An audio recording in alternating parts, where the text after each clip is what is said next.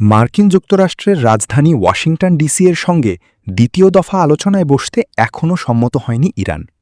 তেহরানের একটি নির্ভরযোগ্য সূত্র এ তথ্য নিশ্চিত করেছে।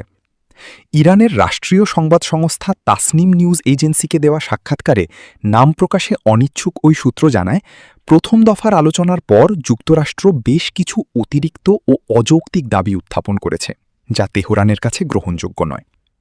ইরান স্পষ্ট করে জানিয়েছে, আলোচনা অব্যাহত রাখতে হলে যুক্তরাষ্ট্রকে এসব বাড়তি দাবি থেকে সরে আসতে হবে, অন্যথায় দ্বিতীয় দফার সংলাপে বসার কোনো সম্ভাবনা নেই। এদিকে মধ্যস্থতাকারী দেশ হিসেবে পাকিস্তানের মাধ্যমে ইতোমধ্যেই ওয়াশিংটনকে নিজেদের অবস্থান জানিয়ে দিয়েছে তেহরান। সূত্রটির দাবি, আনুষ্ঠানিকভাবেই মার্কিন পক্ষকে জানানো হয়েছে তাদের শর্ত পূরণ না হওয়া পর্যন্ত নতুন করে আলোচনায় ফেরার প্রশ্নই ওঠে না। ইরানের মতে, সুনির্দিষ্ট ফলাফল ছাড়া দীর্ঘমেয়াদী ও ক্লান্তিকর আলোচনায় জড়িয়ে সময় নষ্ট করার কোনো প্রয়োজন নেই।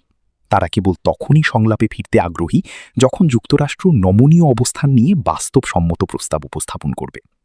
তেহরানের পক্ষ থেকে আরও জানানো হয়েছে, ফলাফলহীন কোনো প্রক্রিয়ায় অংশ নিয়ে অযথা সময় ক্ষেপণ করতে চায় না ইরান।